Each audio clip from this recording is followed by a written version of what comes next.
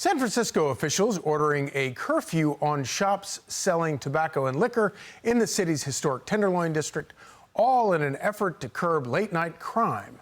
But several residents and business owners say the move doesn't hurt criminals, it hurts them. People, they've been finishing works at that time, and they've been coming shopping, buying food. Will be more crime, more breaking in stores. Just by making them close 2 or 3 hours earlier, there's still going to be people here. As long as you still have people wanting the drugs, there's still going to be people here still selling the drugs. That last resident you saw there is citizen journalist J.J. Smith. He joins us now. Great to see you, J.J. Smith. Great to see you, too. So explain this to me. I mean, you know, I know all the stories about the skyrocketing crime in San Francisco, but one of the things I don't really understand is, so they're placing a curfew on any shop that sells tobacco or packaged goods, but then they're allowing liquor stores to stay open longer. I don't even get the logic here, even if you believe in curfews. The liquor stores in the tobacco stores, both of them are being closed down simultaneously, but which doesn't make sense, because if you know there's a drug market there, close the drug market down. Exactly. Don't close the innocent businesses down. Yeah. So what would your recommendation be to these geniuses that are running the city and for how to handle the crime?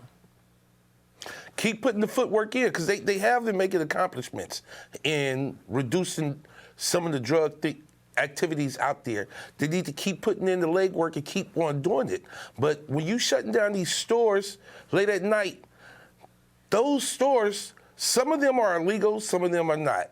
But the ones that are not, you're making those families and those people that work there lose money. Look, the city come out there and give these stores tickets for graffiti that's on the wall outside. They give them fines for people standing around the store. But it's not the store's fault, it's the city's fault for letting all this escalate and get this bad.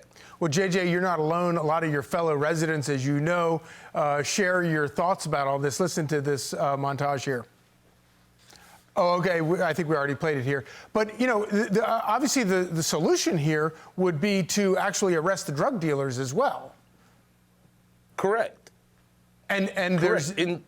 And I don't. I mean, it's such a basic, common sense solution, and I don't. It sort of boggles my mind that elected leaders don't see it. Correct. Correct. Closing the stores down is not going to solve the problem. It's going to create a bigger problem, because if the people can't get what they want from the stores of the Tenderloin, which the Tenderloin is called the containment zone, the people are going to go outside that containment zone to one of those stores, and things in those areas will start to get bad.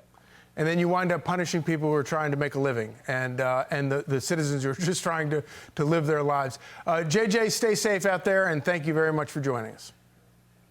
Thank you. I'm Steve Ducey. I'm Brian Kilmeade. And I'm Ainsley Earhart. And click here to subscribe to the Fox News YouTube page to catch our hottest interviews and most compelling analysis.